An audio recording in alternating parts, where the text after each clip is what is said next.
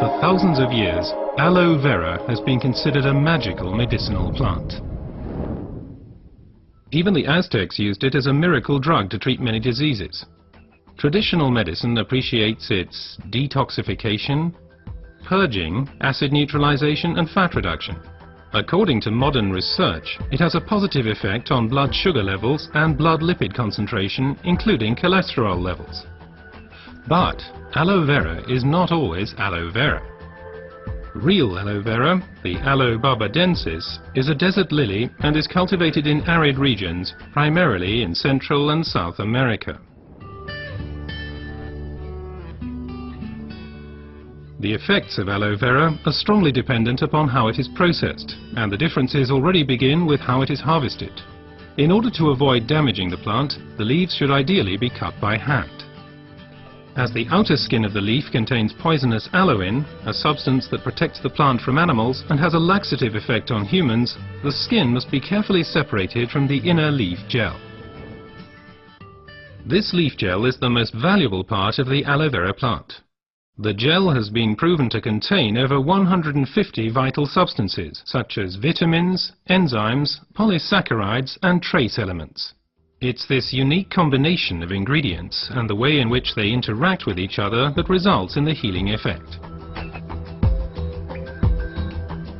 One of the most important plant substances is asimanan, which has a positive effect on the immune system and can also reduce inflammations and free radicals. The result, the oxygen supply improves. Let's take a closer look at this fact.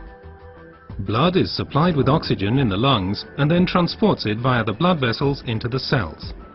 The large blood vessels branch out, becoming smaller and smaller, until they turn into tiny capillaries. Capillaries, by the way, are the smallest blood vessels. This is where the oxygen passes over from the blood vessels into the cells.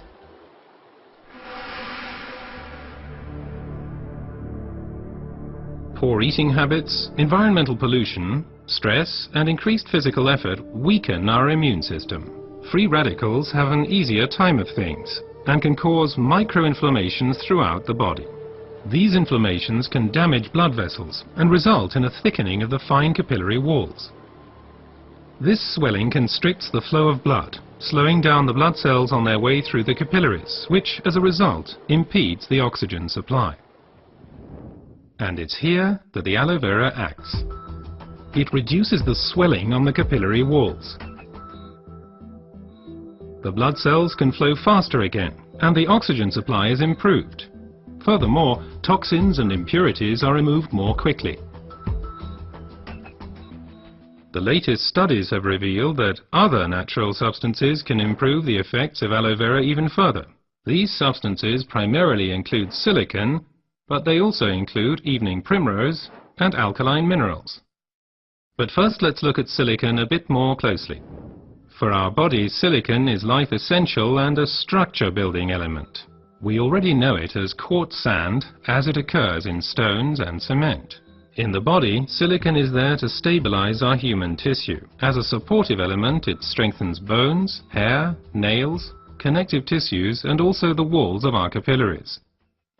As we grow older, the capillary walls have a tendency to lose their form and resilience.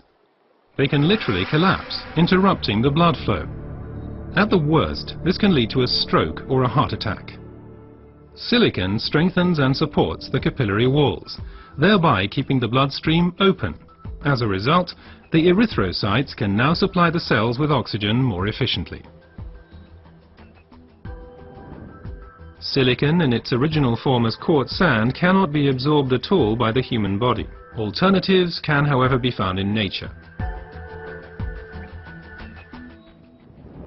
Optimum oxygen supply is not only dependent on the capillaries, but also on the condition of the blood itself. Only when blood is liquid enough can it pass through the narrow capillaries. For improving flow properties of blood, we have evening primrose with its polyunsaturated fatty acids and basic alkaline minerals. Polyunsaturated fatty acids make the blood thinner. They prevent the conglutination or sticking together of blood cells and thereby stop clotting of the blood. Alkaline minerals support the elasticity of the red blood cells, thus helping them to pass through the tiny capillaries more smoothly. Both help to increase the blood's rate of flow and thus contribute to maintaining an optimum oxygen supply. So let's review the main points again.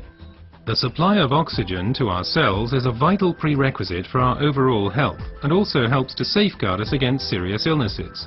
Aloe vera, with its decongestant effect, improves the oxygen supply. Silicon strengthens the vessel walls and keeps the bloodstream open. Reinforcement comes from evening primrose and basic alkaline minerals. What traditional medicine has known for a long time has now also been confirmed by modern research.